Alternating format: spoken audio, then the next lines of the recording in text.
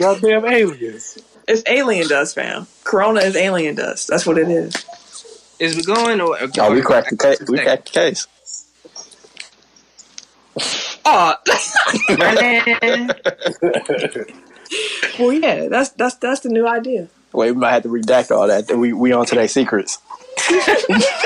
They already listening. Dog. So I'm like, dog. So all these people that's been talking about how they done been disappearing and shit, and they like, no, they're making that shit up. I said, yeah, niggas for real? Wait, so that's for real now? Oh, the aliens? Y'all confirmed to everybody that they was actually telling the truth?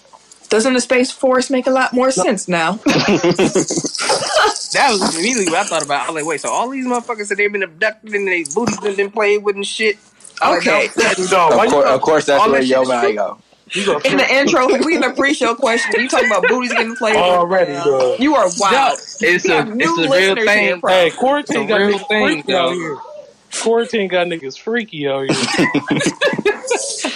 Hey, you acting like that wasn't pre-quarantine, Tim. Wait, Oh, Ken. yeah. These are facts. Before we start the show, Tim said he got on that scarf because he wanted to match me. I'm trying to look like Camille.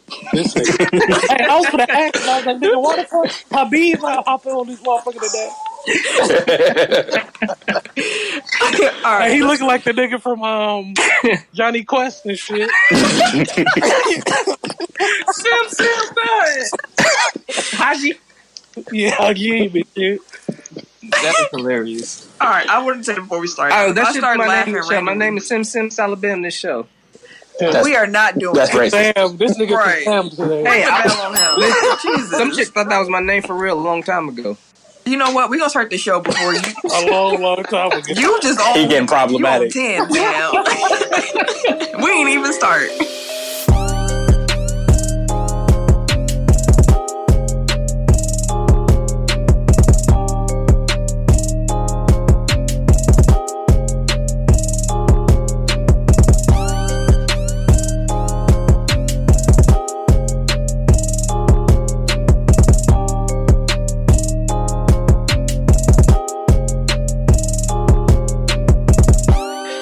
Welcome to episode 147 of Technical File, the sports podcast you never knew you needed. And it's your boy, TIMKINZ, the number 3, a.k.a. Ass Ketchum, a.k.a. Mr. Give It To Me. I like it. I'm the RJ. Only known as The RJ. And I'm Camille, point guard of the crew, the real life Tifa Lockhart, the girl next door. You know, holding it down for all the women who love sports. It is your boy K Harris, the gentleman. The gentleman. The everyday gentleman. 24/7. But better known as K Diddy. Take that. Jabron. Tim was Diddy bopping. Hell yeah. Anyways, you can find us at www.technicalfile.com. Don't forget to put the K on that motherfucker. You can also find us on Facebook at Technical File Podcast. That is our Facebook page. Also, you can join our Facebook group, Technical File Pod Overtime, where you can join in with the listeners, fans, and fam. We're also over where those birds are, the Twitter, and those cameras are on the Instagram at Technical File. There we go. Clean that up, right? Mm-hmm. Hey, man. Like I say every week, man, if you guys enjoy being a part of this amazing Technical File fam, I'm sure my son was talking to you. You just ignoring your son, fam. Do your It looked like he ran away. Like he was moving fast as hell. Hey, you see me? Camera started moving fast as a mud, putting light changes and shit. Hey, my son goofy. My son wild like me, bro. He bound to say something random. Start telling business on there. Exactly. Like Daddy said, U.S. hoes. Oh. All right, though. But like I say every week, man, if you guys enjoy being a part of this amazing Tech File fam, I'm sure with everybody you know. Your mama, your daddy, your granny, your uncle, your auntie, cousin Pete, co-workers, everybody. Share with everybody, goddammit. We haven't had a Tech File challenge in a minute. You got one? Let me see. What can we do? Everybody been doing that jump rope stuff lately. So send us a clip of y'all jump roping. How about that? Man, you just want to see some titties. Oh, you have to tell everybody. it's my bad. Who don't want to see titties, goddammit? I seen this one video, dog. This lady, like, they popped out so smooth. I was like, oh, Jesus. You know, I tried to grab him through the phone and shit. Anyway. I was like, oh, let me help you. Let me help you with this real quick. Talking about sharing the show, though, I do want to shout out Casey Clutch, who left us a review on iTunes. We definitely appreciate it. He said, quote, "This show is for all, but let me tell you why I like it. The hosts relate to 80s babies. The content is centered around sports, culture, and relatable current events. Groupthink is not an issue here. Hella funny. It never is when Tim is wrong. Hella funny, easy to engage with the show and the personalities via social media.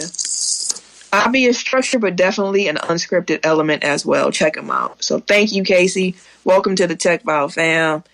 Welcome. Appreciate you, sir. Did we lose Tim? Oh, there you go. No, there you go. I'm back. Wherever you find podcasts, you can find us. That includes Apple Podcasts, Google Podcasts, Yep. Stitcher, You see. SoundCloud, Yeah. Spotify, iHeartRadio, Well, there we go.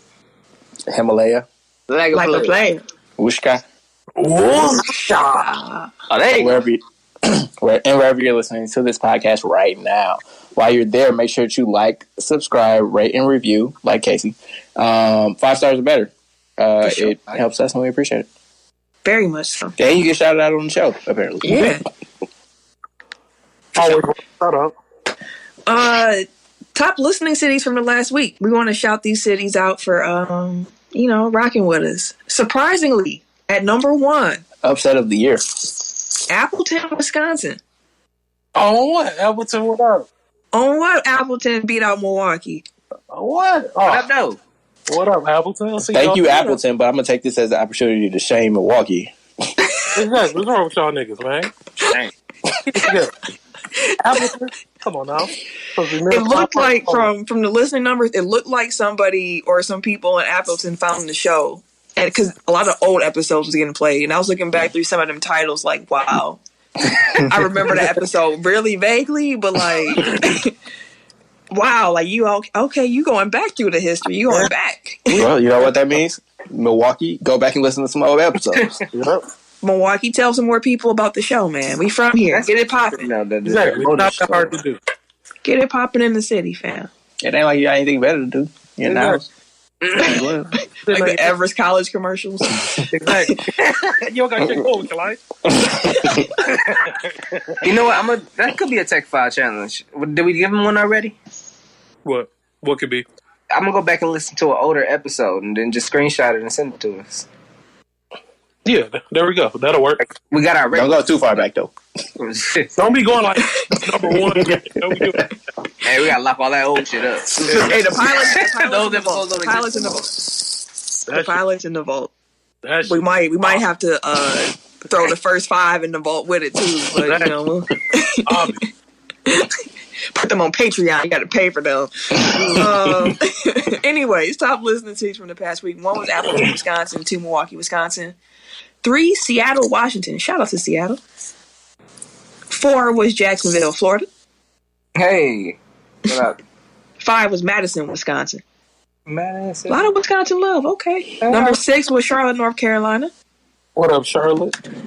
7 was Minneapolis, Minnesota. They get going in Minnesota. Y'all stay showing love, man. Just like Minnesota always. Constant. Number 8, Chicago, Illinois. Okay, Charlotte. I just thought about Scruff McGruff when I said that. Scruff McGruff, Chicago, Illinois. 6065. 606. He act like he was from Chicago shit. Number 9 was Racine. So shout out to Racine, Wisconsin. And number 10 was Kenosha, Wisconsin. A lot of Wisconsin love this week. Shout out. I like that. That's your damn list. I like that. All right. Let's get into the topics of the week.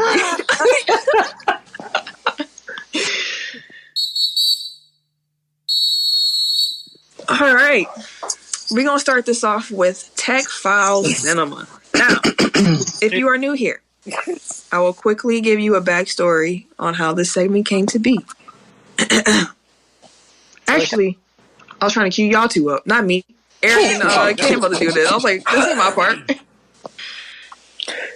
In a world. God damn it. Where there ain't shit else to do. Sports are gone, but Tech fans still need shit to talk about.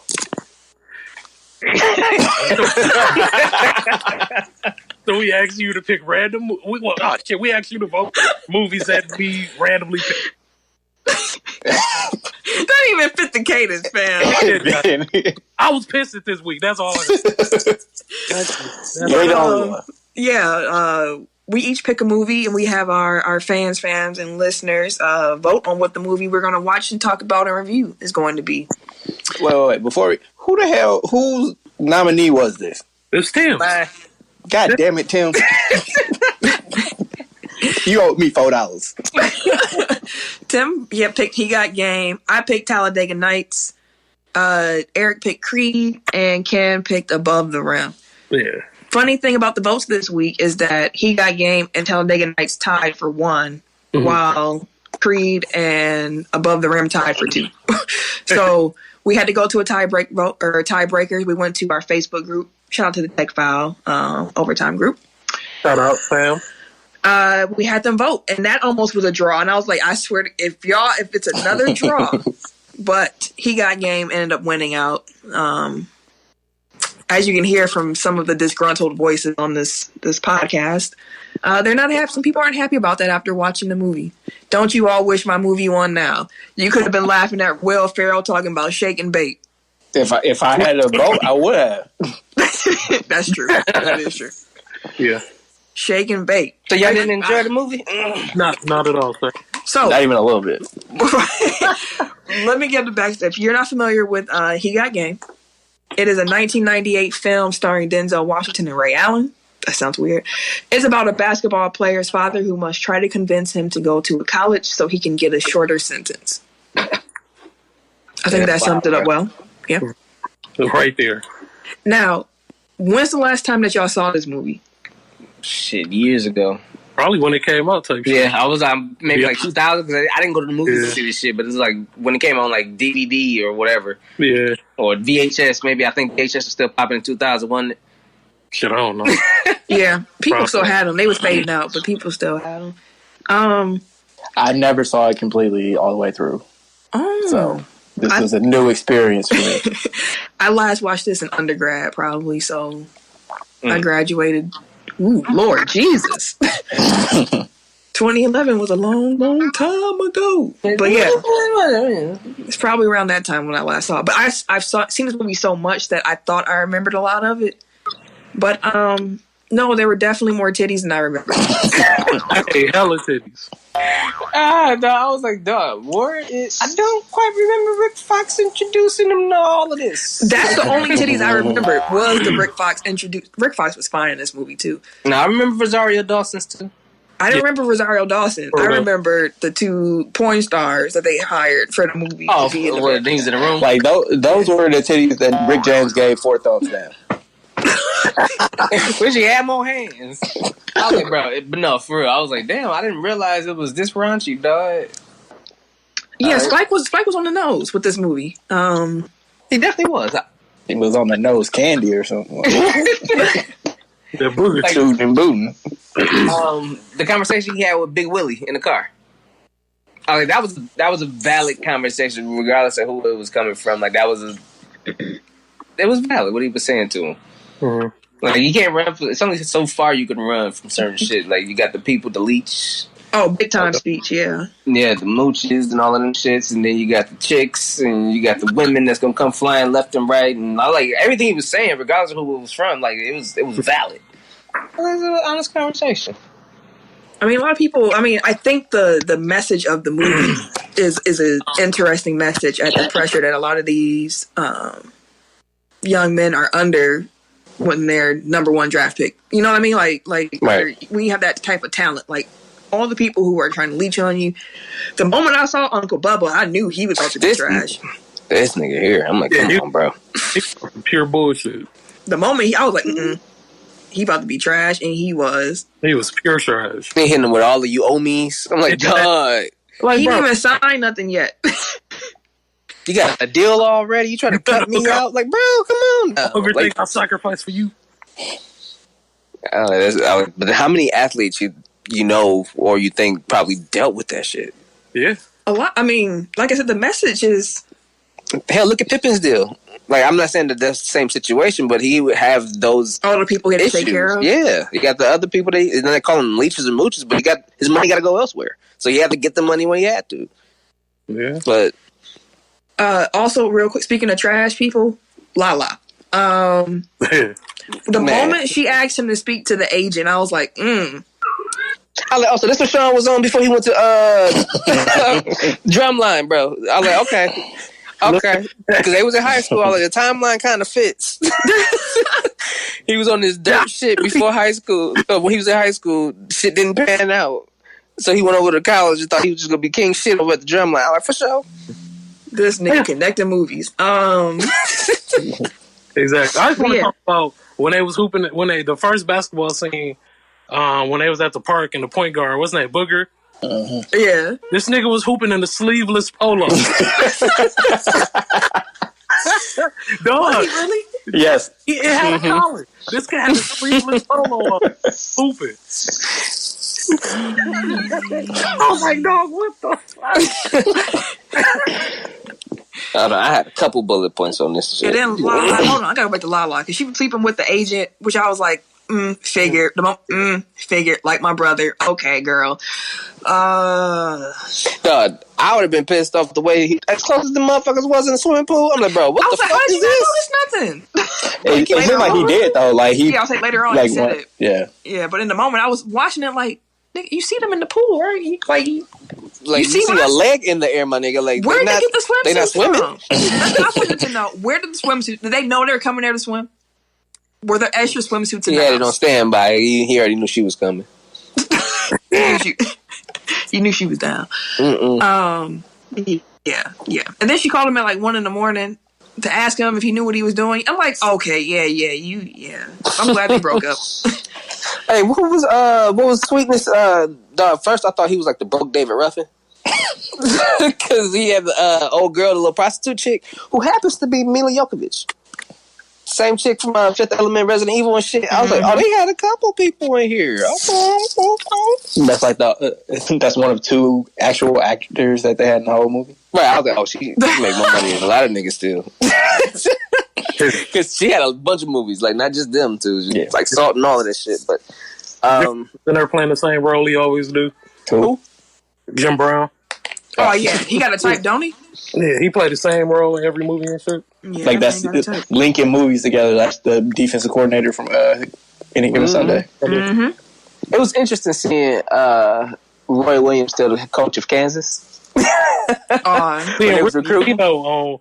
For Boston, I was like, damn, he did. I was like, damn, this was back during that time. Yeah, they had plenty cameos. What's the name? I forgot.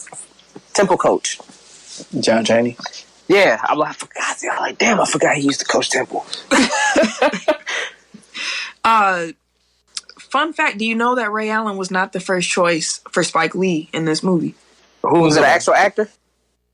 No, he wanted an NBA player. He wanted somebody who would look young enough that it was believable that he was 18. Kobe was his number one selection. Okay. And Kobe was actually interested. He enjoyed the script. But that summer they were going to be filming that was right after his rookie year in the playoffs when he had them 4 air balls. And he was like, no, I'm not doing no movie this summer. I need to work. Yeah. This movie would have been so much better with Kobe. Facts. You think so? Facts. I think. Yeah. Ray Allen cannot act. Ray Allen can't act for shit. Can Kobe? Kobe talking like, yeah. Oh, like Kobe just better has than a him. natural charisma. So like even if his acting was bad, like the charisma would have carried it. Like Ray Allen was just boring.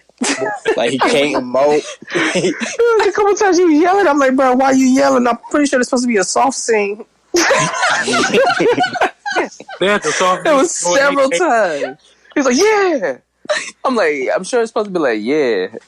What I tell you about bringing strangers in the house? Yeah, something like that. I'm like, bro, it was that point, but it was a different point where he was yelling about something. I'm like, bro, I'm pretty sure this is supposed to be like a lower scene. He doesn't look natural when he yells. It wasn't believable. Like anytime he had to be angry, it just didn't. And he was supposed to be angry the entire movie. The whole movie. The whole damn movie. Only he got right was cussing. But for as bad as Ray Allen was, Denzel was excellent in this movie. He was. He was excellent. That was like the only redeeming quality of this movie is that Denzel was acting his ass off. Denzel made it decent. Like he does so many little things. Like when they let him back in the hotel or that little motel, and he's just sitting there opening the door, closing the door, opening, he just laughs to himself. Like, yeah, okay, I got. Like, I can open the door when I want to. Like opening the window. Like he's just a good actor. Like he's a great actor. Yeah. And he was hooping a little bit. He had a little piece, little jumper. I think he played college basketball, if I remember correctly. Yeah, because his yep. His son played football. Mm-hmm. And that last one-on-one game with Ray against. Oh, that was offensive foul at the end. I'm like, damn, you gonna put your whole shoulder into him and run past him like this? You would call a charge in a one-on-one. I do want to point out though, like apparently the way that it was presented in the movie was out of order. The script called for Ray Allen's character to win, like 11-0. Like that's it, just win. But they were playing for real, but they were playing for real when they wrote the ball. Yeah, Denzel got the ball, he scored, and Ray Allen kind of looked confused, like, "Wait, you ain't supposed to be like this ain't what we was talking about in the script." And then Denzel was talking. He had that trash talk down, and Ray actually got mad.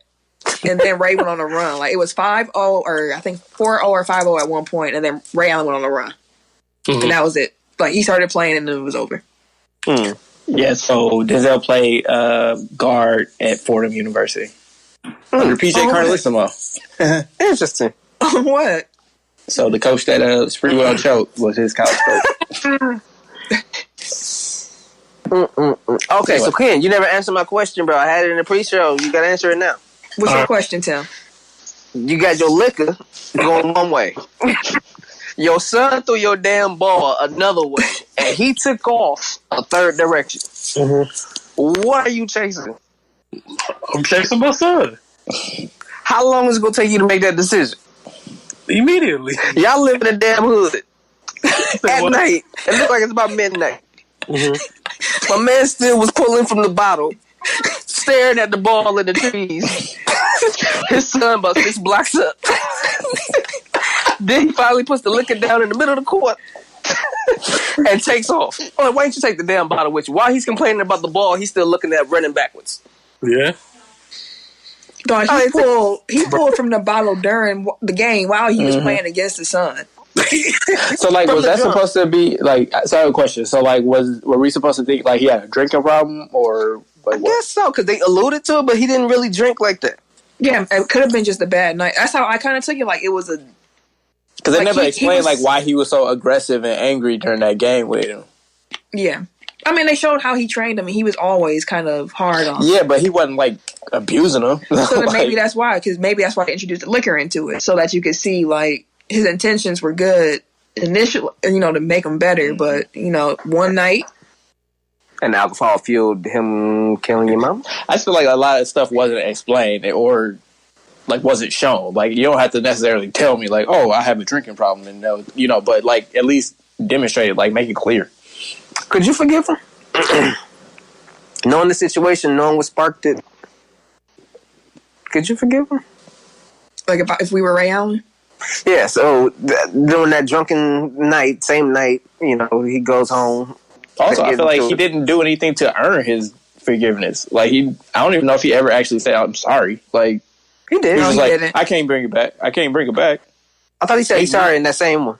In that same sentence. Or the same sequence. I don't remember that part, but maybe he did. I don't know. But, he wasn't like, I don't know. It just doesn't feel like he did anything while he was out to really make amends for it. Like, he was just, like, out being, like, going for himself. Like, it was all about, like, getting Jesus to commit to the school. Pretty much. Yeah. But it goes back to that same point. That motherfuckers go low for they own selfish gain, dog. Yeah, we said that off air, but for sure. You bringing private conversations to the public, fam. You need to chill out. Give him a bell. Hey, it's a gym no matter what. Dude's cracking up. No, this movie made me angry. Like, as somebody that loves basketball, like, I hate everything about this movie. Like, it was just, aside from Denzel.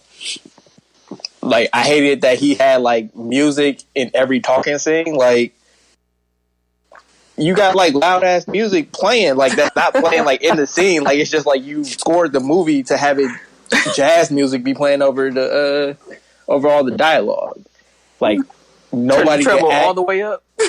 The acting was bad. Like, if it wasn't, like, poor acting, then it was overacting by a bunch of, like, actual actors. Like, Spike was way too artsy. Like, it probably is. That's just, like, his movies always have overacting. Like, it's always, like, not like caricatures, but, like, they're like, big for no reason. Yeah. Like, I watched the Netflix version. Well, my wife watched the Netflix version of She Gotta Have It. Yeah, same. And, like, I was watching that. I'm like, this, like, the dialogue just seems unnatural. Like, it's not anything that anybody has ever said, like, out loud. Like, it's not how people have conversations. Like, it's like if you wrote what you thinking? Like, if their dialogue was just a bunch of tweets from like a tweet stream. Like it was just, I was hate watching it by the end of it. Like, like, I kind of wanted the guard to shoot him at the end. Damn. This movie was terrible. Ken, you said you had something to say about how bad the movie was? Yeah, it was just overall, like, after watching the whole thing, I was just like, yo, like, this show was actually really trash. Like, for real. Like, Denzel was the saving grace of it, but it was just, I don't know. Ray Allen was not believable at all. And the movie was longer than it had to be, too. Nigga, this movie That was is 2 true. hours. I'm like, That is true. It needed to be. It didn't need to be that long. Yeah, and this shit longer than any given Sunday. so I was just, afterwards, I was just like, yeah, this shit was too much, bro. All right. Well, I thought it was decent. What are y'all rating it? 0. You for real? You gave it a 2? Yep. 0. Oh, that's really my score. It's on a scale from 1 to 5. Okay, 1. Lowest possible score. I don't ever want to see this movie ever again in life. Jeez Louise. I'm going to give it a 3. Hey, if you feel that way, you should watch this movie called In the Name of the King. I think it's the worst movie ever made in life. And why don't I watch it? Starring Jason Statham. No, thank you. Sam, what's your rating? I value my time. Like, I'm mad I devoted like 2.5 hours to this. I'll give it a 2.5. Can we do half? You can do a half. 2 and 3/4 then. You know what? Wait, what did I rate? I rated any You gave it a 3. 2. Let me give it a 2. I'm gonna give it a 3.5. Well, A 3.5? No, I'm not. I'm gonna give it a 3. You right. That was too gracious. I was thinking about Denzel. That's too gracious. Denzel I gave it 2 3/4. Denzel's 3/4. yeah, he the reason why it's a 2. Like, it's just his acting, because his storyline was kind of woo-woo too. Like, He made it come to life as best as you could. Mm-hmm. And he was really falling in love with a scripper. Yeah. hooker. You kissing her all in the mouth? No. I mean, he'd been locked up for 6.5 years. Like, All in the mouth. You just pulled it from the street. hey, You took it directly from the street to only the had crib 7 and days. You kissed said, yeah. her in the You mouth. only live once. wait, so the parole officer You ain't gave gonna live that him long. money to buy a hooker? Like, I'm pretty sure that's a crime. That y'all just allow. I mean, they framed them too. That was also illegal. They let the motherfucker walk for their own selfish gains. That was also illegal. All right. Yeah, like, he definitely did. So, like, okay, so question about the movie. So, like, did he ever get out? I don't think so. Don't know. I feel like they played him, fam. Yeah, they set him up and they had him all in the paper and all that shit. I doubt anybody could beat that case. They said you escaped for 7 days. But, like, all you have to do is say, like, I had an ankle bracelet on. Like, how'd that happen? Like, They don't know what ankle It's bracelet. 1998. They ain't listening to us. No, they would say what ankle bracelet. There ain't no ankle bracelet. It's 98, bro. That's a Spike Lee joint. I do feel like, though, like, once Jesus got to the league and got some money behind him, like he might have been able to do something for him. You would hope. I mean, in this universe, probably not, but in real life, maybe. You would hope. He still has some hate and resentment in his heart for that man too, though. I mean, he went to school because he wanted him to. Yeah. He was at state. And there was like nothing else about that made you think that he wanted to go to Big State. Like he ain't go visit him. He ain't tucked to Well, he said they was like, top 10 beforehand. Yeah, when he asked him about it. So they was on the map. On the list. That's All why right, they ain't so established the school. The overall rating from Tech File on He Got Game is pretty much a 2. I'm gonna round down. It's a 2. That's way too high. It's a 2.125. Way too high. He said way too high. The NFL draft took place over 3 days, April 23rd, 25th. And that was on ESPN, NFL Network, and ABC. This was the most watched draft in NFL history. They had 55 million viewers tune in over those 3 days, and that's up 35% from last year's numbers. So people was watching. That's the most I've watched the NFL draft in some years. Yeah. Well, if you think about it, like normal years. Well, not some years. I watched it. In normal years, the NBA playoffs are going on. Like baseball is either started or about to start. Like they usually have a lot of competition. Like now they're literally the only thing on TV. Yeah, like I normally watch the first round and that's it. And I follow the rest like on Twitter. Like, and they did not fail to deliver either. No, Right. they didn't. I really did like how it was a lot of like the personal, like how personal it was for the players themselves. Because a lot of times, like some of the people that was there, they probably wouldn't have been able to make it to New York. They probably went, or Vegas to be there in the green room with them and things like that. Like a lot of the restricted areas and space or the flights that people can't make, they opened their houses up to the people that they wanted the closest. So I thought that was dope. That was funny to me though, because like a couple of different people were trying to like hide like how many people they actually had in their house. Like I saw one dad like push it, like motioning for people to stay off camera. Like I think one of the wide receivers, it might have been Jerry Jeudy. Like he had a whole room that was like, sectioned off, and you could see like people moving around in the background. I told Sam like 2 minutes into it. I was like, it's gonna be a lot of people trying to get their 5 minutes of fame. You watch, like literally, like 2 to 3 minutes into it. What you saying that? Let's talk about the houses and stuff we saw. Mostly the coaches' houses. The war rooms, homes. There's only one that was immaculate, and one was boring as fuck. Whose was immaculate, Tim? Cliff. Everybody who?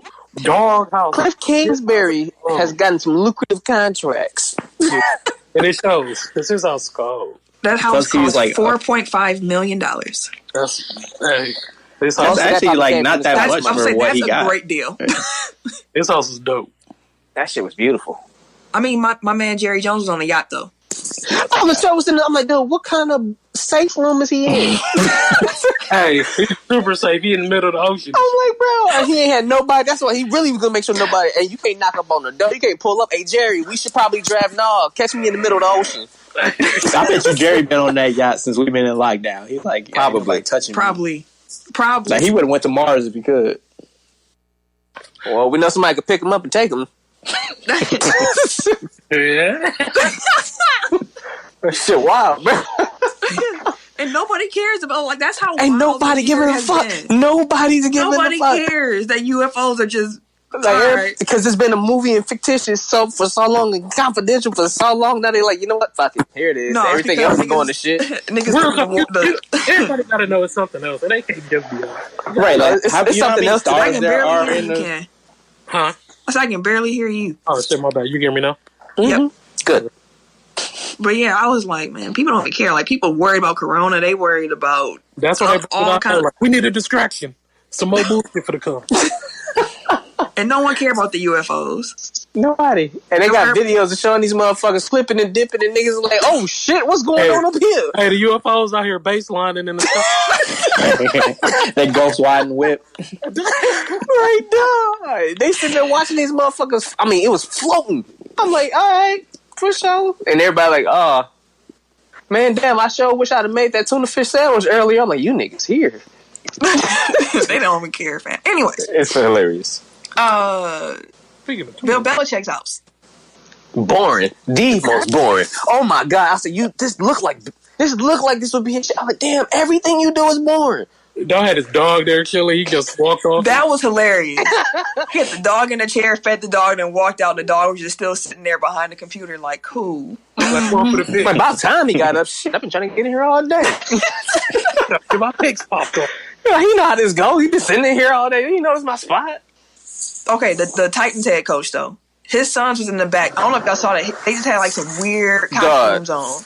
Looking like spacemen. Bro, I'm like, what the f... Oh, they're different around there. I think it was the Texans. Was it? No. It was a Titans head coach. Yeah.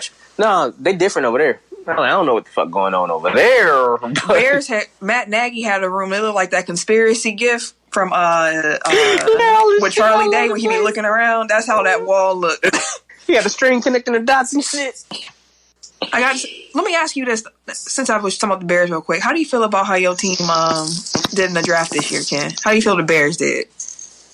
I feel like we could have done a lot better. Like, picking a tight end, like, first round was, to me, very unnecessary, especially since we picked up Graham. So I'm like, I got 10 of them hoes. Yeah. So I'm like literally have 10 strong, like, on the roster. Like 6 tight ends. Like, for what? No, nigga, y'all got 10. Like, literally got 10. Only 6 of them are decent, though. We got 10 niggas, but 6 are, like, can play. What y'all doing without the phone? They just there for training camp, fam. So y'all going into the season with 6? We get as long as we run the ball more, dog. That's all that matters. So we go use a 2 tight end system to run the ball. Then I guess that's. Oh, y'all doing jumbo package the whole season? I see. I guess so. Goddamn it, we gotta do something.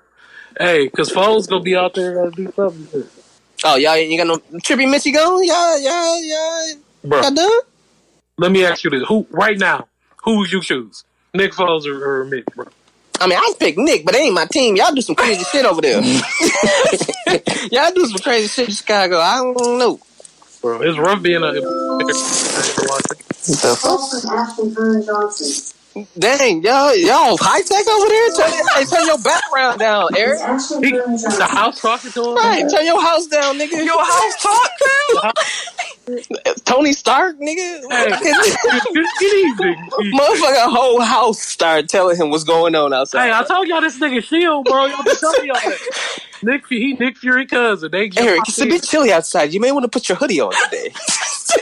He the one who released the UFO out footage and shit. Like, God damn, old fancy ass house and shit.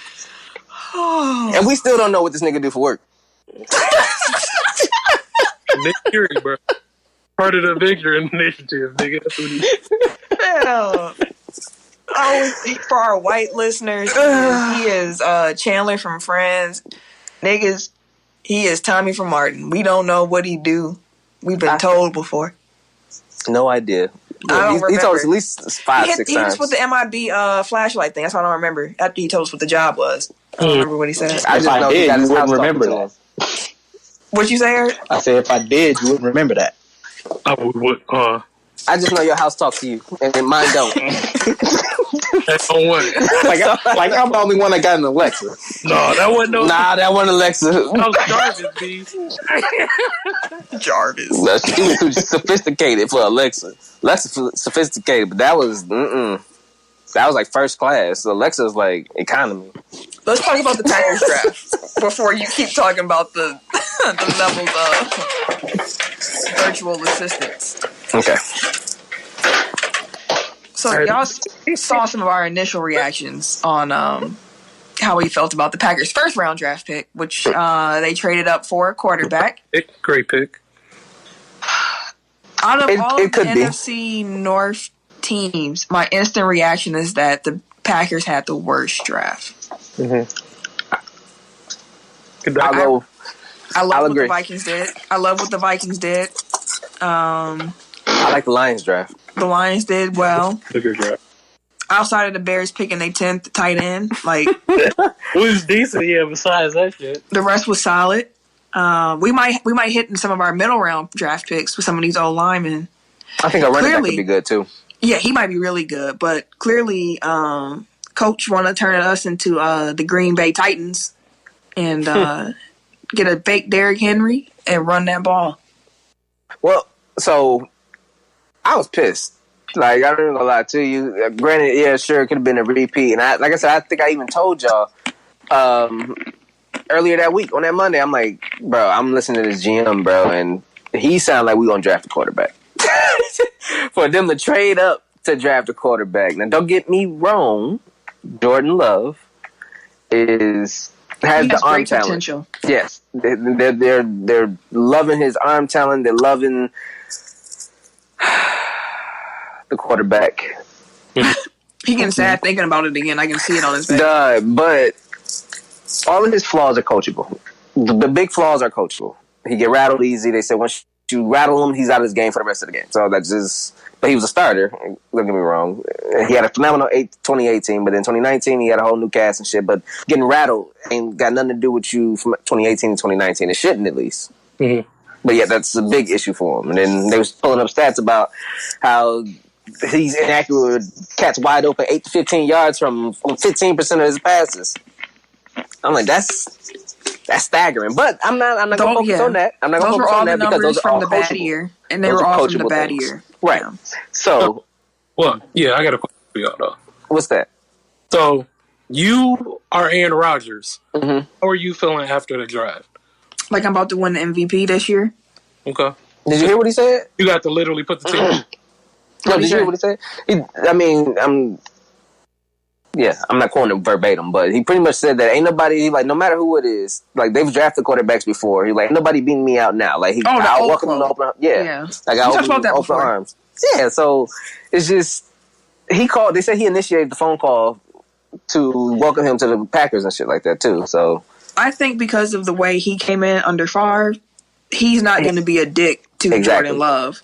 But he's also not about to let Jordan Love take his job. Exactly. So he'll teach him, but he's like, you're not going to beat me. He's like, I hope but you're not going to beat me. And like, I hear you. It's just, we were one game away from the Super Bowl. Not just like, oh man, we could have possibly went to the 49ers and possibly beat them. If we would have drafted a linebacker we did draft the inside linebacker in the later rounds, but you Patrick think of Queen first round talent. Was there where you traded up. Right. You think of, so the difference between first round talent and everybody else outside of maybe a high second round talent is that the level of their talent, like their elite skill sets are higher than some of the guys that's later. Yeah, some guys bust their ass and they make a living out of it. And they become superstars. They become great players. But these players that are in the higher ends of the draft, they've produced at this high level. They've shown this elite capability of certain things. So you expect that when you want a first round pick, you expect to get an elite receiver with elite speed, with elite catching ability, with elite route running coming in and to help your team immediately, who was one game away from the Super Bowl. Mm-hmm. That's why it was an issue. Not that because we drafted Jordan Love. I think a lot of people expected us to draft a quarterback. Truth be told. At some point in the draft. Right. I said it on the show last week. Like, I don't mind drafting the quarterback, but don't trade up and give up an asset. Mm-hmm. But the argument is, if that's your guy. And apparently they tried to trade with the Vikings. Like, they even called the neighbor next door, like, hey, bro, I know we don't fuck with each other, but y'all, you want to trade? Well, they both, the Packers also wanted the wide receiver the Vikings drafted. So that was part of why the Vikings were like, no, you're not coming up here. Like what you thought. But like the Packers fell for a smokescreen because they heard a team behind them or in front of them possibly wanted to draft Love. The Colts, so the Colts were trying to move up. Mm-hmm. So they moved up. And then we find out that the Colts didn't even make no calls. No, but they drafted a guy in like the 5th round. No, they drafted in the 2nd. Mm-hmm. Was the quarterback in the 2nd? I thought they got from. The Colts got Jonathan Taylor in the 2nd too. They traded up to get him too. Oh no, yeah. No, the running back. I thought you was talking about they wanted Love. That's what the rumor was, but like, right. And they ended up drafting a quarterback in the later rounds is what I was saying. Oh, I got you. I was talking about the 2nd round. Yeah, I think they drafted Jacob Fromm from Georgia. I think so. He said he gonna come in there and fight, so he ain't letting Phillips sit. No, Jacob Eason. Eason, that's right. There you go. But he said he gonna come in and try to compete. So let me ask y'all this, because I'm not heavily invested, so it was all funny to me. Like, isn't conventional wisdom to trust your board? So if the Packers board always fell to the point where, like, no wide receiver was even close to the top, like, aren't you supposed to take who's available there? And if they have Love with like a top 10 grade, and he falls to 25 or wherever they drafted him at. 24. Okay. Like that may be worth it for them to move up. I'm sorry, 26. Give up a 4th rounder to move up to get him, to make sure they get their guy, because they have such a high grade on them. Which is what they typically do. Yeah, that's what I said. Yeah, it's like if that's your guy, you go up and get him. But like as a fan, it was just sitting there watching it. Like, what are you doing? Like, we were a game away last year. You could be getting some really good impact pieces right now that can address some of the weaknesses that you saw throughout the season and that the 49ers really exposed in the playoffs. Like run defense. And instead, you invest in the future when your quarterback only really has a couple more. Like, what are you doing? But then as I thought more about it, it's like, you really do got to balance your short term and your long term. True, but we didn't draft one. Hold on, but the Packers said like they had receivers on their board, but they didn't have the top tier guys pretty much top. And as they went down their board, they didn't value some of these other receivers as high as other experts were. So they said once they got to a certain point, they were just kind of like, okay, well, like that ship sailed, or this player just drinks higher. They literally trusted they board the whole draft, and what they were saying was, all this talk about the receivers is overblown. They're not all that good. We shall see. Exactly. Y'all better be right. A lot of cats is like, oh, well, we already got 10 receivers on our roster. Think about this. These same niggas, it was the same motherfuckers on the team last year who didn't produce or didn't do a thing. And 2, if they don't step up, a lot of these cats going to be in their third year. Like, we going to let go of Geronimo. Geronimo was here. He didn't really step up and do nothing. The GM has a lot of faith in the guys coming back. MVS probably Lazard was good last year. MVS was good the year before that. Kumaro has potential. Equiminius or whatever, like he's shown flashes. Yeah. So like they do have like young, so the biggest thing is guys. Yeah, basically like, and familiarity with Aaron. Like I don't know. Like, I don't think that their receiver issue is as dire as people have kind of made it out to be. The issue was last year we had nobody get open outside of Devontae. Therefore, Rodgers took more time in the pocket, took more sacks, and we don't want him to take more hits because he's getting older, and it's showing. And the second issue was we had nobody. Oh, drops. There was a lot of freaking drops from these cats last year. So all I'm gonna say is, I'm gonna say the Packers should go and trade for Odell Beckham Jr. if he's available. I wish we would have just used our first round pick on him. Trade next year's first. We done had 3 in the last 2 years, and we didn't get that motherfucker. I'm saying, like, there's other ways to get receivers. Odell Beckham was the first one that popped in my head because he's kind of disgruntled in Cleveland.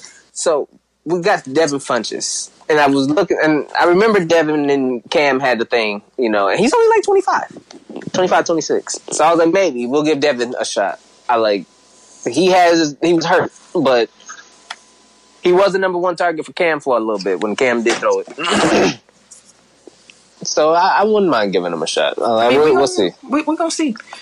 I do want to point this out, though. The Dolphins, they have a black head coach. They have a black GM. And now they have a Hawaiian quarterback. They had a good-ass draft, too. They did have a good draft. They had a good offseason. They had a great offseason. Yeah, I like Tua there. The Dolphins are about to be my second team. Because I've always loved their jerseys. So they're going to be my second team. Really? I love those colors. Yeah, the Dolphins is gonna be they gonna be asleep. They gonna make some noise in the East this year. AFC East is gonna be between the Dolphins and the Bills. Dolphins my AFC team now. Like how you got Jacksonville, I'm going Miami here. They had a pretty good draft too. They picked up Ramsey's replacement. Oh yeah, they did. The Cowboys got mother effing CD Lamb. I like, sheesh. He might not have a girl soon though. Dude, he said everybody was tripping and wasn't even like that when he took the phone. But everybody got pictures of you looking at it like it's like that, though. The mic looked like it was like that. Dude, everybody in the living room was looking like it was like that. Like, what you on, bro? Oh, that's what she on? Okay. Everybody got the big eyes and shit. Like, and then cats come out the woodwork like, hey, ain't that Trae Young ex? I'm like, damn. Yeah. That's NBA draft and shit. I'm like, so, but shit, Oklahoma. Yeah, they ran the receipts. They found the receipts. Oklahoma, dog. She was like, hey, you was the superstar here. Oh, Trey dropped you. I'm going to go over to football real quick. That's how that sound. Say less. Hey, but you get him. She finna go to baseball next. She grabbing that man phone. What you Going to baseball next. She going to baseball next. She keep grabbing that man phone. Isaiah Wilson, his mom pulled his girlfriend off him when he was sitting there. And I got it. I was like, dang, she's probably get out my baby draft moment. Yeah. You know what? I mean, it looked like he had a problem with her being on him. So I feel like there was a conversation. He was crying. Hey, he wasn't crying, man. He didn't know what was going on. No, I'm playing. I don't know. I feel like there was a conversation had. I feel like they told her, hey, when these cameras go on, you're supposed to get up. And that first tap was, get your ass up. And she ain't moved. So I was like, do you like this on national TV? Because I feel like they forewarned these women, like, hey, give them a quick one, get out the way. Because a lot of them did stand up, give them a quick little hug, a quick little kiss, and they kind of moved around a little bit. So like maybe they told her, hey, when this light come on, get your ass up. Give a little quick kiss, get your ass up. Mom came over, all right, that's your quick, get up. She ain't moved, get your ass up. I'm gonna be honest though, like I thought that was like his high school coach's wife or something. Like she looked old. Dog. I was like, that's his girl. Yeah. All right, bro. Good luck. No disrespect, but yeah, no disrespect at all, but you know. So overall, did y'all enjoy this format of the draft? Like, would y'all like to see this come back? I did. Who daddy was that? Uncle? Who daddy was that rolling on the floor and shit in front of the camera? Ken Law. Duh. They told his story, man. I put some. I connected some dots on that one. Like his dad got some big crackhead energy from that. Duh. And they were talking about like he like grew up homeless and like everybody got a damn story. See, I didn't even look at it like him being a. I thought that was just genuine excitement. No, I'm sure he was, but I'm just saying like that's. Crackhead. I didn't think crackhead. I just thought he was excited for his son. Like I said, connecting dots. Like if it would have just been like that single data point, then maybe I'd be like, yeah, you know, he just. Then it's like, oh no, you a little extra, pops. That could be his personality. Like Tim looked like he'd be on cocaine, but he's just Tim. The fuck? I do not look like I do no booger sugar. What the fuck? I'm sorry, you act like you on cocaine. My fault. I may have the energy. My fault. You act like I may have wrecked the crackhead. You right. But, you know, damn. Hey, it's prerogative. He's good. He's like Tim has big crackhead energy, but like what the fuck? Wow. That's what we doing? Wow. Fam, you said you was wearing a scarf on your head to look like me, fam. I had to say something at some point. I don't want to look like you know my mellow yellow. Tim has crackhead hair. That's funny. Anyways. Any other draft reactions before we move on? Like I think Tim was starting to mention it, but like all the sob stories, like they overdid that. Everybody. Way too much. Like every other person that got drafted is like, their grandmama died. They brother. Daddy was shot. Like strangled his best friend. I'm like, God damn. Do you know why he wears 27? Because his friend was stabbed 27 times. You're like, oh my God. I get it. I'm like, every time I looked up, I'm like, Jesus Christ, bro. Like, I'm like, damn, y'all. I get it. I hear you. I was like, shoot. Every other person. Like, they need to learn moderation. Like, I get it, you know, like, it makes you root for these guys and it gives you a little bit of backstory, but like, know your audience, man. Like, read the room. We came here to get rid of the sadness. Yeah, and they also they were doing too much Corona stuff too. I was like, fam, is this a telethon or is this a draft? What's the draft-thon? Like, what? Is this a telethon? They drag Trey Wing out there every time too. I was like, fam, I'm trying to escape this for a night. Like, that's what we here for. That's what we all tuned in for. He always turn around in that damn chair. Right, he heard the story, changing outfits. I was like, fam. Roger Goodell probably is the most entertaining. Roger Goodell had me cracking up too. Towards the end of the night, he was like literally laying down and shit. But he was laying out in the couch, just like, all right. So he was talking shit to the fans. That had me cracking up. He was like, "Come on, you guys are supposed to be the super fans." If they have to do this next year, like they need a host. Like, yeah, that'd actually be cracking though. Like a host for their drafts, like instead of the commissioners. Like the commissioner can still be up there, shake their hands and all that shit. But like, if you got like Jamie Foxx or somebody to host it, you know they gonna mess around and get Kevin Hart. Dog, did you see the room that they had? They had the little draft rooms. The draftathon stuff. Dog, this shit looked like it was shaking. I hadn't seen a little clip of them talking to Russell Wilson in there and shit. Yeah, he threw a hot one at Tom Brady. Ooh, what you say? Tom Brady was in there joking around too. Yeah, like Tom Brady was like talking shit too, and then like big shit. Actually, yeah, it was Tom Brady that was on the hot ones. Like Russ just jabbed him back. I don't remember. It was just like quick back and forth. Like it wasn't malicious or anything. Like they were just joking with it. It was one of those like, damn, Tom, where that come from? And then Russ hit him with the, walking in the wrong people's houses and shit. And I think Kevin Hart was in there. Michael Strahan was in there. Of course, Kevin Hart was in there. Kevin Hart was in every room. Deion Sanders was in there. Damn, all they do is Father Time, and Deion been kicking it. Good Lord, bro. I like to have primetime host. There you go. Primetime, my dude, he goes. What about Michael Irvin? Speaking of back, you beat me to it, King. You beat me to it. No, we can't hear you. Well, you muted. Muted like a motherfucker. Dang, I had a great point too. You was over there talking your ass off. Oh my god! I said that nigga Michael Irvin fell asleep on national TV, and I saw it. He was big sleep. Someone definitely woke him up. His head popped up like, oh wait, huh? Oh, he was geeked when they got CD though. Man, he was. It was a great. It was a great. It was a great. You can see Mike McCarthy's getting his way. He's probably ecstatic. Like, I get to draft wide receivers in the first round. I could never do this in Green Bay. Ever.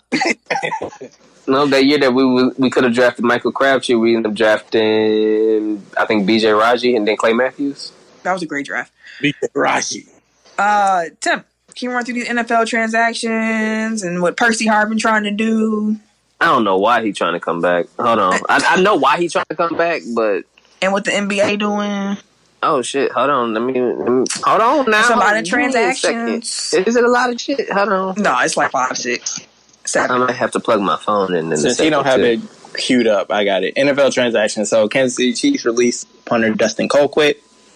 49ers offensive tackle Joe Staley retired. The Eagles acquired wide receiver Marquise Goodwin and a 6th-round pick from the 49ers for a 6th-round pick? Yep.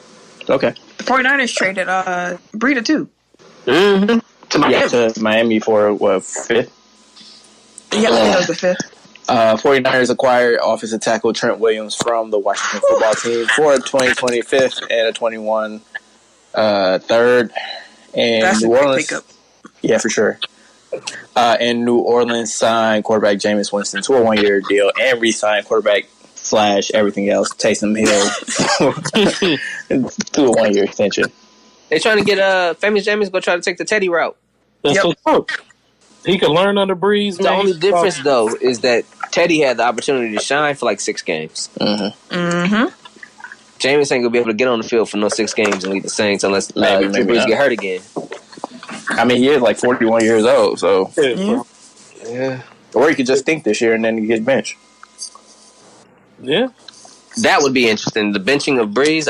My conspiracy theory was actually that this Green Bay front office don't give a damn about Rodgers like that and wouldn't be opposed to actually benching him.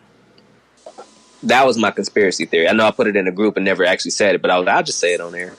I think that this front office really, truly don't give 2 shits about Rodgers like that. I mean, they're not really invested in him. They didn't draft him. They haven't had more than a year. And he's an aging franchise star, and I think that drafting Love, given the opportunity, they'll put him in when they think that he's ready and not when Rodgers is.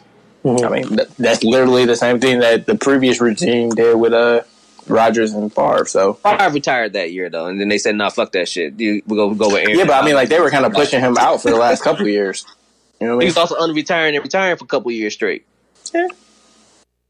I feel you, but that's like, I'm just saying, like it's the same off season.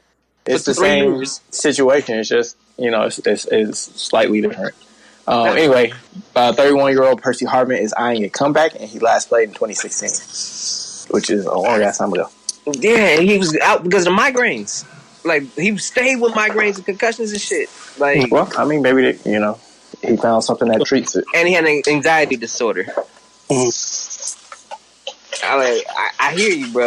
Like he said, he got the itch again, but at 31, Didn't the Packers like try trading for him or something at some point? Probably when he was with Seattle. I think so. Because he went over to Minnesota. He was doing this thing too. Minnesota. So the Chicago Bulls hired former Philadelphia assistant general manager Mark Eversley to become the team's general manager. Eversley is from Canada, but he is the first black GM in Bulls history. Hey. Hey, out here. He's African Canadian, huh? Yeah. Hey. WWE has reportedly released former UFC champion Cain Velasquez. It was noted on the last episode of Wrestling Observer Radio that Cain was signed to a giant contract and was cut after not being used since WWE Crown Jewel in October of 2019. That's the Saudi show. He was under a multi-year deal with WWE. So What a waste. One and done. Yeah, and I seen a tweet earlier that I liked because it was like they pretty much wasted Kofi's title reign to squash him for Brock Lesnar to face Kane for that shit to happen. That's it. That's the only reason why they did that to Kofi. For Brock to go with Kane, and then that shit just didn't happen.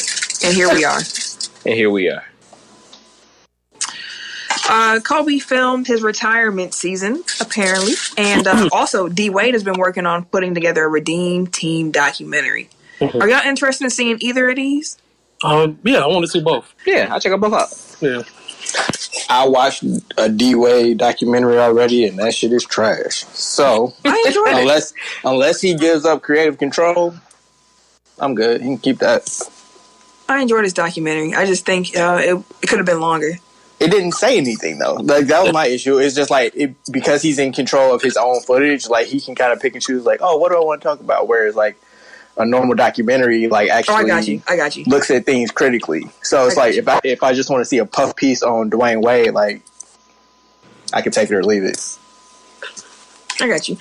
Are there any other sport teams or, like, eras or stories that you would like to see in a documentary? Kind of like how we got The Last Dance going, which we're going to talk about when we come back from the radio. Sure, give me the 2001 Milwaukee Bucks. Oh, that George Karl blew up? Mm-hmm. The whole behind the scenes, why the hell George Karl blew us up, all that shit. Yeah, how we got screwed in the Eastern Conference Finals because they wanted to see Iverson and Kobe. Yeah, all of that. All of that. I don't want to see it now, but like 10 years from now, I want to see like the Warriors. I was about to say the Warriors dynasty. Like once everybody is retired and free to talk. Or when the fucks are no longer given. Because that's pretty much what happened with the Jordan doc. Like everybody, like now at the point, like shit, what the fuck? Oh yeah, it's 20 years later. They like, oh, like out here, and still fuck them to this day. All right, it's time to go to the radio. WTECK Radio 69.9 FM, where 69 is fine. What the hell? I'm telling you, took a long walk around the block. We just can't see him this time. No, he just didn't want to do the radio. Oh, there he go. Ken. Yeah. Would you tell our listeners, those who might be new here, what the radio segment is? Yeah, so the radio segment is a segment that we do every week that we play a song that is sports adjacent, created, composed by someone in the sports field. Tim is our DJ. DJ, give it to me. Give it to him. And this is our why do I forget this every week, yo? This is our back room, backboard. Back room. Nigga. Hey, Duke's laughing a little too hard. My man said backboard, bro. Back room meeting. Production meeting, there we go. Yeah, you close enough. This week, we're going to do Aaron Gordon. Now, we were going to do another Aaron Gordon song originally. But then he dropped a diss track against D-Wade. So we got to roll it. Deuce, do you have it queued up?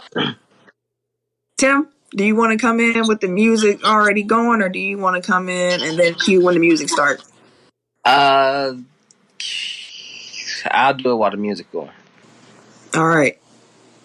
So, can you count down everybody? You count down music and you count down Tim. All right. 5, 4, 3, 2, 1. Tim? Shit. WTECK Radio 69.9 with 69 is fine. DJ such and such. I was gonna say give it to me, but we got Eric Gordon saying fuck him out here with 9 out of 10. Go ahead and talk to him. 9 out of 10, got you playing pretend. 9 out of 10, here we go again. 9 out of 10, could've bought the fam a Benz. 9 out of 10, are you making amends? 9 out of 10, probably lost an M. That shit ain't nothing, man, let it sink in. Used to hoop in your Converse so comfortably. Knew one day I'd be good and you'd come for me. Didn't know it would make me this hungry. Looking at your judgment and everyone's wondering. Brought the heat to Windy City, did you see the damn coat? Saw you in the hallway, you stay young and put on a show. Didn't know that's the code, but you're about to get rolled. Even Adam Silver told me I deserve the gold. Didn't get the trophy, but I got something to hold. Jeez. My soul. Big shit, treat me as a villain. Now he jumped over the biggest dude in the building. God willing, the best and the nice feeling. I believe it. See you, young OG, I thought you saw the same to me. Legend in my city, promise I'ma make. This could have been a tweet, man. You could have got off some tweets. It would have been way more entertaining. I mean, music's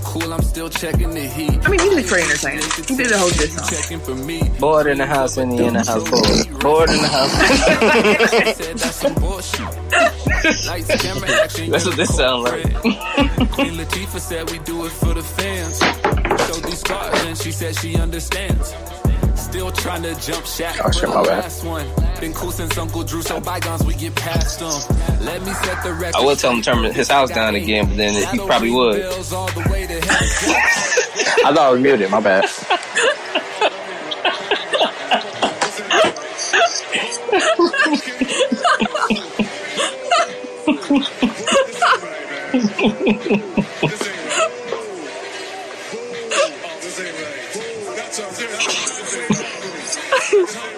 Ain't nothing, man. Let it sink in. He done rapping? Thank God. Thank God.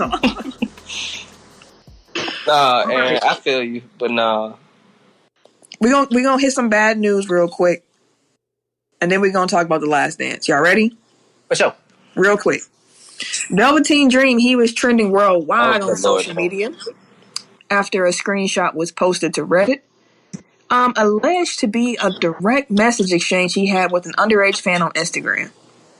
The exchange allegedly had Dream sending a photo of his private parts to the fan and asking for a photo in return. The speculation was that Dream had been hacked. Now, Dream tweeted about this recently. He said, quote, "Be assured I did not communicate inappropriately with anyone. A private photo of mine was shared without my consent or knowledge, and I am working with a third party to look into this matter." Yeah, I'm hoping that that's the case, bro, because when I seen that shit, I was like, no. Yeah, but he's going to keep allegedly. So, Alleged. You work that out. You did that shit, fuck him, to the end of time. Yeah. Oreo star Trey Mancini? Trey Mancini. He announced that he has stage 3 colon cancer. He started chemo, and the treatment will take 6 months. He was actually one of the few bright spots for the Orioles last season when he hit 291, and he had 35 home runs and 97 RBIs. So the rest of them is trash. Hopefully, everybody on that team. Oh shit. Woo, but yeah, I hope Godspeed. Yeah, I hope you heal up, man. Cancer is the worst. Yeah. He said that if they had a 2020 season, it'd probably be without him. I'm like, damn, that sucks, bro. Mm. Okay. Last Dance. Episodes 3 and 4 aired this past Sunday on ESPN and ESPN2. Once again, ESPN was the unedited version of the show. Last bounce. What were your key takeaways from 3 and 4? Tim, can you turn your volume down a little bit? That is not I. That's not you? Who volume is that? Not me. I got Machine Boss.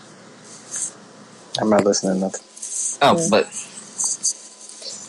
I couldn't see you. I thought you was doing something else. Oh no. Oh, Dude, what? Try to follow along. read read it. Read it. Okay.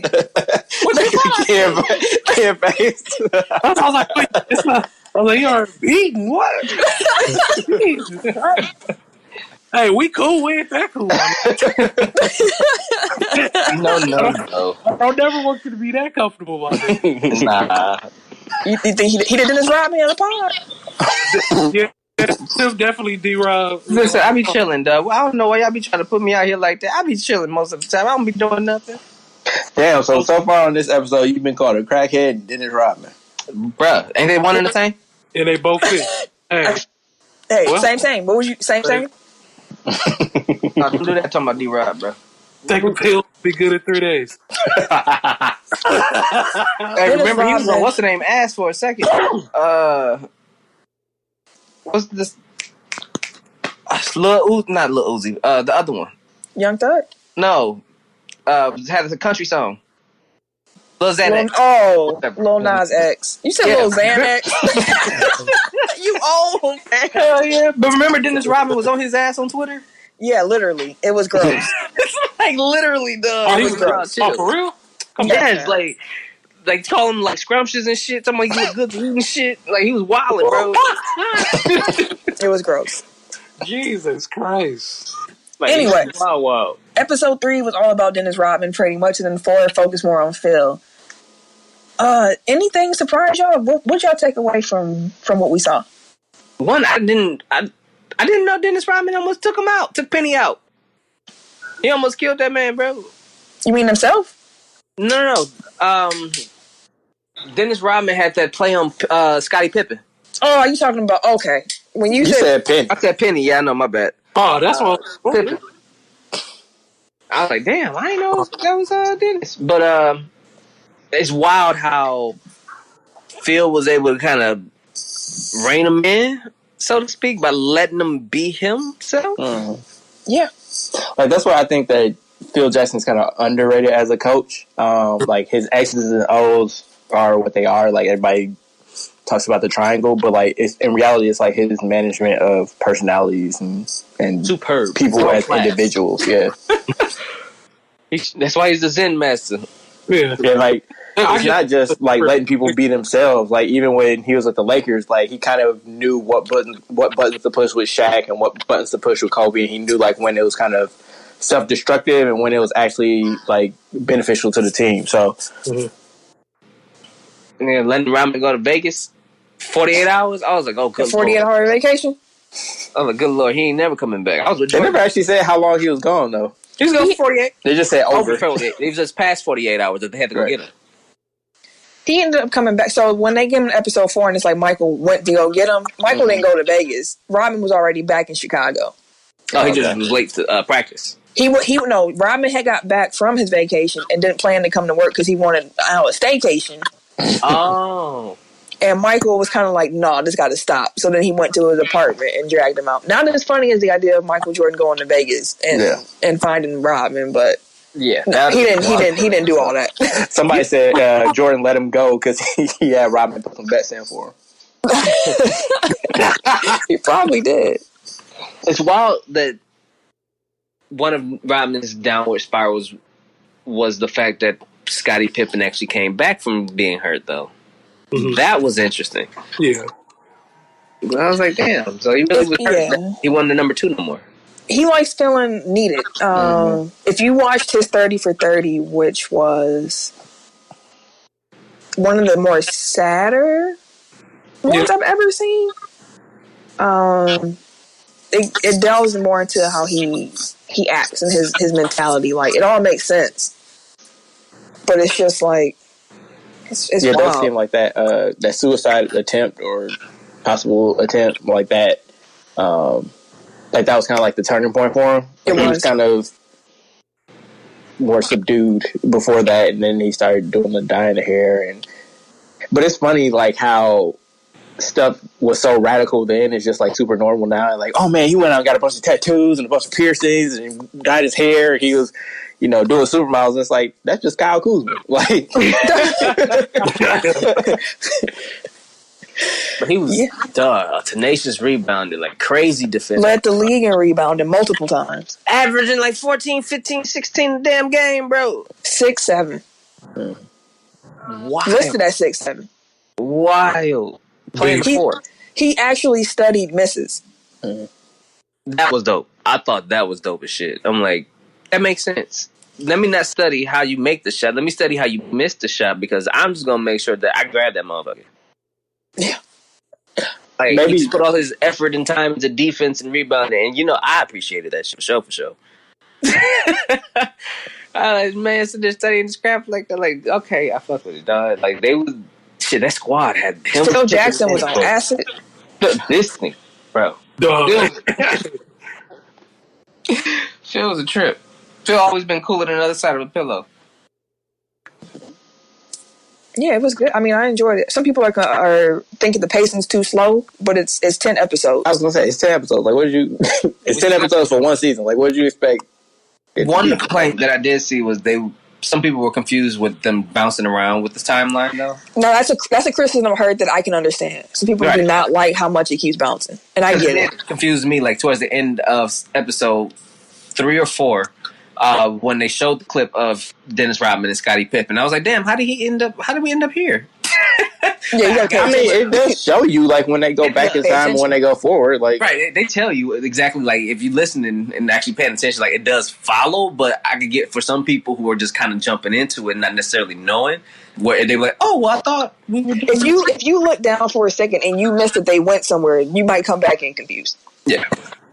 Well, if you didn't see, like you was on Twitter or something, you look back up and like, wait, where are we at? Why are we talking about this? I know you was people have a short attention span nowadays, but it doesn't seem that, like, to me, it doesn't seem that unnatural to kind of to follow along what's going on. But I'm not difficult. Yeah, either it's difficult to follow along with, or they just simply don't like that film style.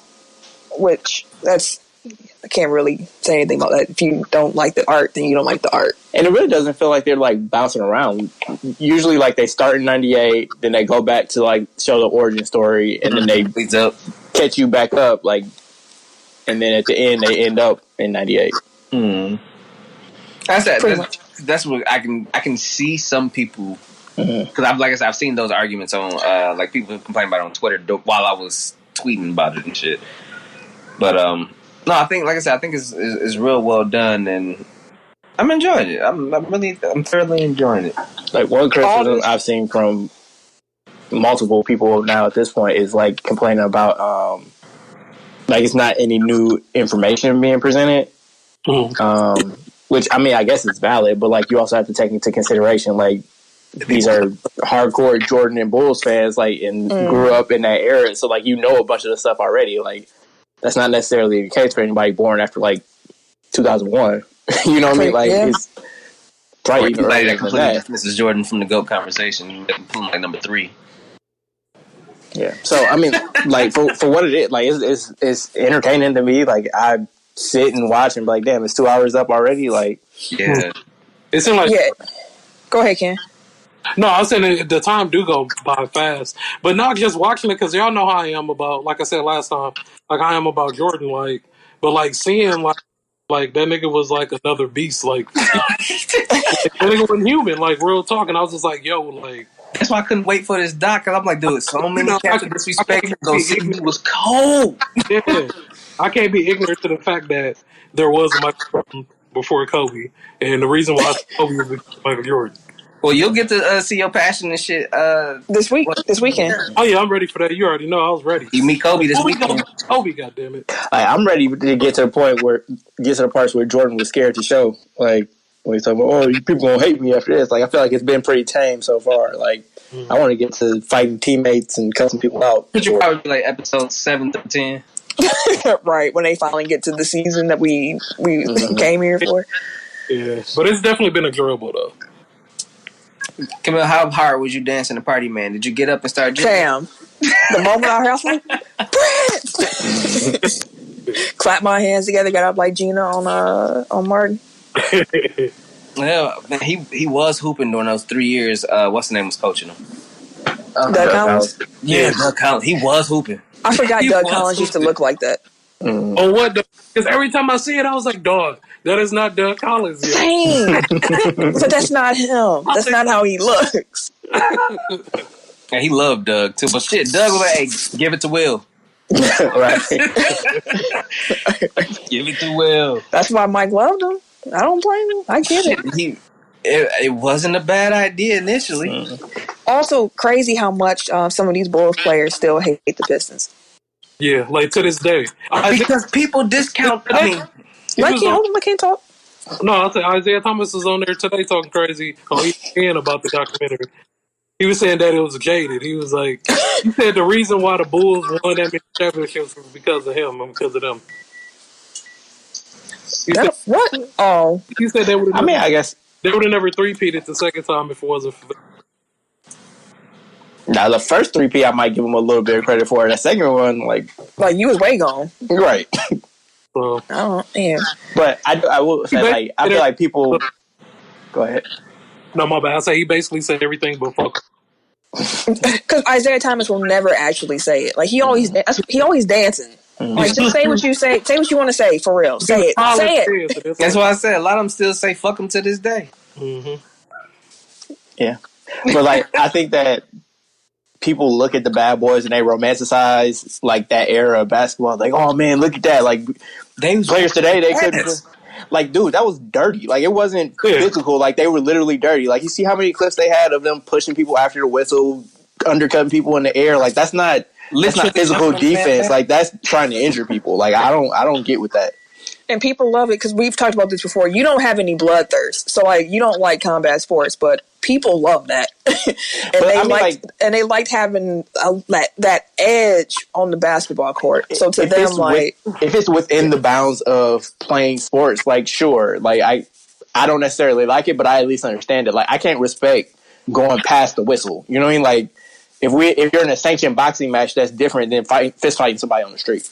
I mean, that's how basketball was at the time, though. Like, it wasn't any different. It wasn't, though. Like, the Pistons were like that. Like, everybody else was, like, physical, but, like, they weren't, like, beyond the whistle and dirty. Like, that's why so many teams hate the Pistons, because... Oh, so, okay, I get what you're not saying dirty. Just that... Okay. No. I thought you were talking about, like, in general of that whole style, but you're talking about the Pistons. I'm saying the Pistons specifically. I got you. Like, they're dirty. Yeah, I agree. Yeah, I've always said that about the people who use that argument with Jordan not getting past the Pistons, too. I'm like, dude, they literally whooped his argument? Like, a lot of people are like, well, you couldn't get past the bad boy Pistons for Jordan. I'm like, bro, they literally used to whoop his ass on the court. You notice he never complained. He never said nothing. He was like, all right. Boom, getting elbow smashed to the face all series. Getting right back up. I would have been Draymond and Cat's like, I'm flying through the air, you push me, I'm kicking you in your dick. Every layup, I'm going out like it's a drop kick. Yep. Foot straight out, my nigga, all this. Luke Cage and shit. I do think like one thing that a dot that I connected watching this, like I feel like it's Jordan that kind of blew up the whole. Oh, they didn't shake my hand. Like that's just another way for him to kind of like gloat on them. Yeah, I also didn't know the Celtics did that to Detroit the year before. Like I had no idea because I never hear about it. Mm-hmm. Mm. Like Jordan, because like to me that reeks of Jordan being like, I want to look you in your eye after I beat you. You know what I mean? Like you robbed me of that opportunity. Like that's what that sounds like to me. And they both still, Isaiah included, they fuck them to this day. Like I said, Isaiah actually was on Get Up this morning talking about if the reason I didn't make the Dream Team is over a handshake, I'm more disappointed today than I was back then. It was. Come on now. And it wasn't just the handshake. It was freezing them out of the All-Star game. It was being dirty as fuck. Like we all know this now. Nobody on that team would have liked though, except maybe Magic. Because Magic like everybody. Right. Just smiling at everybody and shit. It wouldn't be like Showtime. Yeah, I can't wait to parts 5 and 6. We'll be live tweeting again. Who got the mic this week? We'll figure it out, but it's going to be somebody. For sure. Well, I enjoyed it. I can't wait for the next one. The NBA has informed its franchises that it is targeted no early than May 8th for any use of the team's practice facility. The NBA is going to continue to monitor the pandemic with its timings. So, at first, the NBA was talking about, May 1st, we're going to let y'all do this if your state has it, but then they had to push it back some. There's been some concerns from other teams about competitive advantages. Like if these teams' players can work out here, what can we do for our players over here? But the league did send out a memo with some requirements about opening facilities back up, such as allowing only 4 players in the facility at a time, having 1 staff member supervising. No coaches can be in the workouts with the players, and a distance of 12 feet must be kept at all times. But the NBA did tell those teams there'd be a process put into place to help those in closed states to find options to get them back. Because the NBA had to move because once Georgia said they were opening back up, NBA players wanted to go to Atlanta to hoop at Anytime Fitness. And the NBA was like, definitely not. Definitely not. So we'll see what happens. Hey, we should have Ken read that one. The next one? Mm-hmm. I don't think he got his Oh, you can't. So Deuce too. What y'all franchise doing, bro? Well, Y'all franchise out here applying for small business loans and getting rewarded $4.6 million during this relief surge. oh, you talking about the Lakers? Yes. the team that's worth like billions of dollars. Like, Hey, man, yeah. Everybody need a break, bro. Break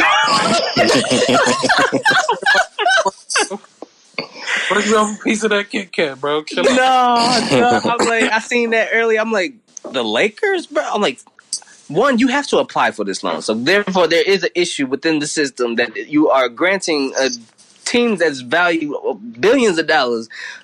It's because of the way that the law was written.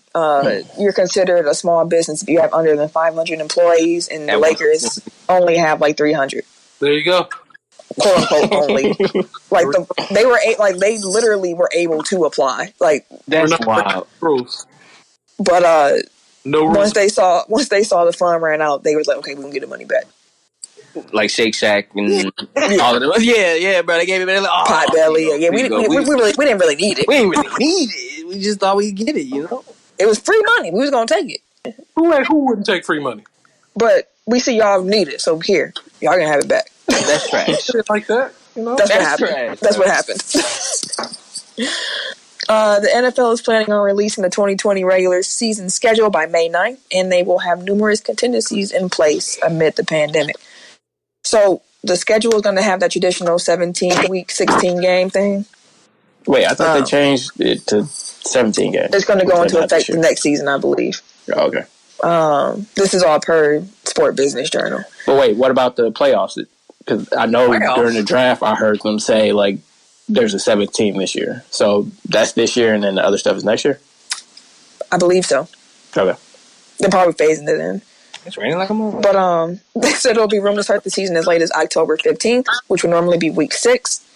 And the contingencies also include no bye weeks, no Pro Bowl, and no extra week between the conference championship and the Super Bowl. So much no for all bye that players week is trash. Yeah, so much for all that player safety shit. Like, so what they said that they would try to do, instead of no bye weeks, they would try to get teams that have the same bye week to play each other that week.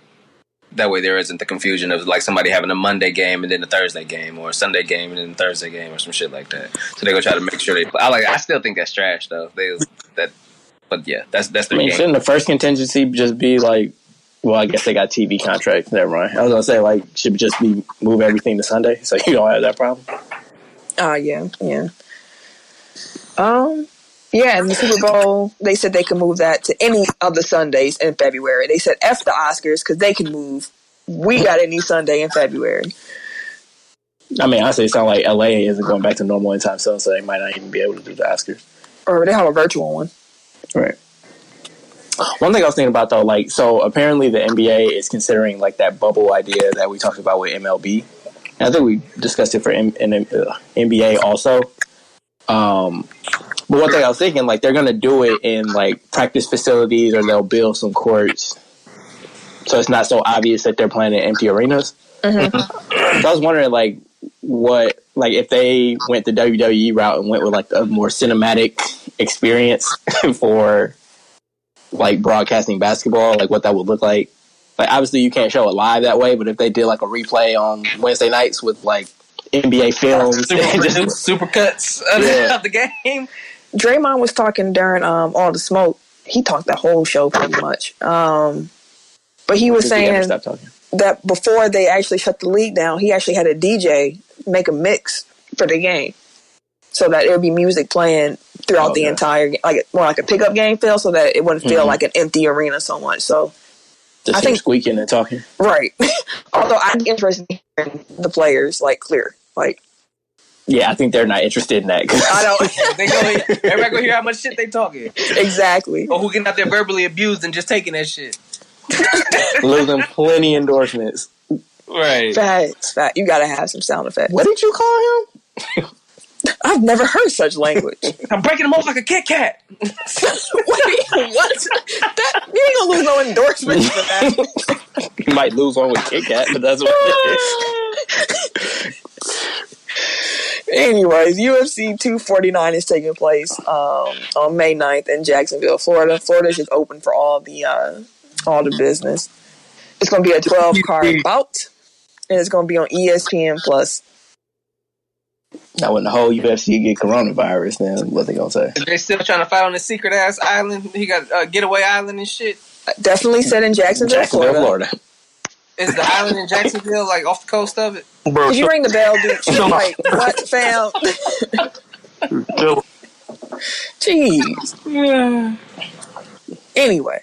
Can't get right. I actually saw that Serial Sensei dusted off the podcast mic, and he dropped the podcast previewing UFC 249. So if y'all interested in that, check out the Dojo Talk podcast. WWE and 2K have officially announced that the next WWE game is going to be at Battlegrounds. This announcement comes after they said that they ain't doing WWE 2K21. Because it was trash. Yeah, last year was rough. It was terrible. They need some time to figure things out. Reevaluate, you know. Maybe call Ukes. Get them back on the phone. But this shit look like an NFL Blitz version of WWE. Did you see they got the women looking so bogus on there? Yeah, bro. Everybody's like clay fighters. 2K said, quote, WWE 2K Battlegrounds will be a completely new WWE gaming experience that will feature arcade-style action and over-the-top superstar designs, environments, and moves. We're focusing on social pick-up-and-play fun, but with plenty of depth for those who want to get way into it, end quote. The Rock threw Cena into an alligator mouth. What? Come on, dog. I was like, what the fuck? Nah, really? Like that's the type of game it's gonna be. It's like a fighter, damn near. Pretty much. That's funny, dog. Nah, nah. But it's not for our demographic. It's not for our age range. What? It looks fun as crap. I definitely want to play it. I don't. It looks like it's. That look way more fun than what they've been putting out. Got boo boo. Ken, which one would you rather play? And you actually got WWE 20. I bought 20 because it was only $20, and I played it probably for 2 days, and I was like, this shit got me. Mm-hmm. So I played it fake out. I throw somebody in the alligator mouth. It's like Mortal Kombat, but with wrestlers. Like, I'm with it. Less gory, more cartoony, Mortal Kombat with wrestlers. I'm with it. FIFA got some stuff going on, Tim. Oh yeah, so I'm gonna leave the rest of the show in your hands, fam. Oh shit, that's a lot. Anyway, it ain't that much. So FIFA's proposed allowing teams to make up to 5 substitutions per match to help cope with the return to action after the coronavirus pandemic. Teams will be afforded only 3 slots, plus the halftime break during the match to make the changes, and a bid to avoid stoppages. So pretty much what happens during a regular soccer game is that you can make a sub at any time, but you only get 3 subs the entire game. So 90 minutes punching the mic? plus you got stoppage time. Never mind, keep going. So you got a 90-minute game plus the stoppage time at the end of both the halves, and then you got the halftime break, of course. So what they're proposing is that they give teams to allow for like a lot of fixtures are probably going to be like compressed and back to back. So now instead of 3, they're going to give you 3 different points where you can make substitutions on top of the halftime break, but they'll give you 5 subs a game. That way it gives you the ability to rotate in fresher players because you're going to be playing more games back to back. It's just a proposal, though. But they think that more than likely it might go through. But I mean, that's not a bad proposal. It's a fair trade-off because if you're worried about the players' safety and health and stuff like that, granted, they could give them more practice time, but instead, if they're going to push the season, they're giving them the chance to allow them to rest them more by giving them more players to substitute.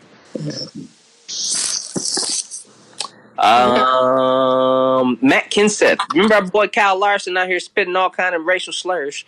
Matt Kenseth will unretire to replace Kyle Larson at the Chip Ganassi Racing for the remainder of 2020. So Kenseth already he was a prior champ before, 2003 Cup Series champ, and he's a 2-time Daytona 500 winner. His last Cup Series race was in 2018. So, I mean, I think Kenseth's name rings a bell for a lot of people, for even just like common NASCAR drivers, especially here because he's from Wisconsin. Yeah, so that'd be cool. The 3 Ball brothers, Lonzo, Jello, and Mello. Hey, have signed with Rock Nation Sports. My niggas, that's what's up. Okay. What's that? Goes out here. I see y'all. 5-star prospect is it Dyson Nix? Sure. Okay, Dyson Nix has decommitted from UCLA and plans to sign in the NBA G League. So, what I seen earlier about that was that he really kind of messing up UCLA's plans because they were considered a top 10 team with him signing with them, but now that he's not, that kind of throws a wrench in their plan and their class and all of that good stuff. Tough break. Get your money, young man. Right. So that's all I said. I think I said that last week, didn't I? Like, will this G League thing kind of mess up what the NCAA got going on? Or what? We said it wouldn't mess it up we talked about it last week. Not in the total. Not in the grand scheme of things, but like they may miss some elite prospects. But people are still going to watch because they're loyal to the school, not to the players. Right. Yeah. And players are still going to go to college because not everybody is a top 10 recruit. Yep. Fair enough. That's all, right? That's it. That's all. Any blow the whistle this week? Nope. Tech Top 5 then. 5, 4, 3, 2, 1.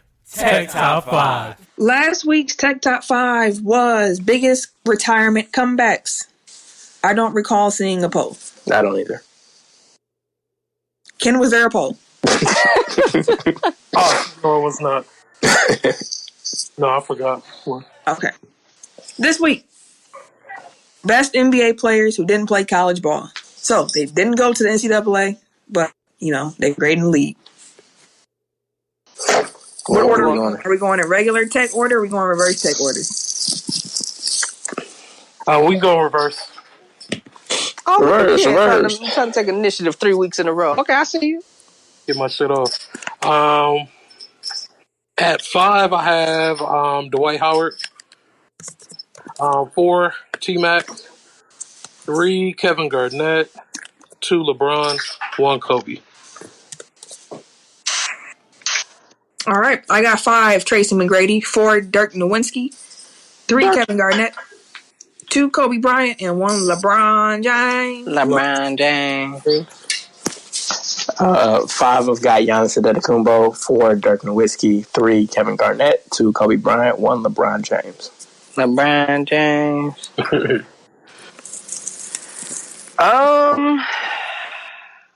Okay. I'm gonna go with what I got. Number 5, I got Dirk. Number 4, I got Moses Malone. Number 3, I got KG. 2, I got Kobe. And number 1, I got LeBron James. LeBron James. King gonna have all the Kobe fans like, that's the list right there. Well, y'all know what it is. Stand up. Kobe. Look at that. Too much talk around this motherfucker. To be fair, I did try to justify it, and I couldn't. What, to put Kobe number 1? Mm-hmm. Y'all know how I feel about both of them, so shit. It really, it's a win-win. They don't really. I hear you. That's the show this week. We hope y'all enjoyed it. We hope y'all staying safe, that y'all good. Hope y'all come back next week. As a reminder, make sure y'all rate and review the show. Share it with somebody. Help us grow. We appreciate y'all. If you want to follow me on social media, you can catch me. Wait a minute. On Twitter, Instagram, PSN at Camille Monet, CAMILLEMONAE, because your mom is fancy. Thank you, sir. At Bucksburner and _J on Twitter. That's all you get. Damn right. Everyday _gentleman on Instagram. KHarris216 on Twitter and Snapchat. And it's your boy, TIMKINZ, the number 3, aka Ass Ketchum, aka Mr. Give It To Me. Shit. Hasta la vista, baby. Yeah. Bye, y'all. This has been a presentation of the Break Media.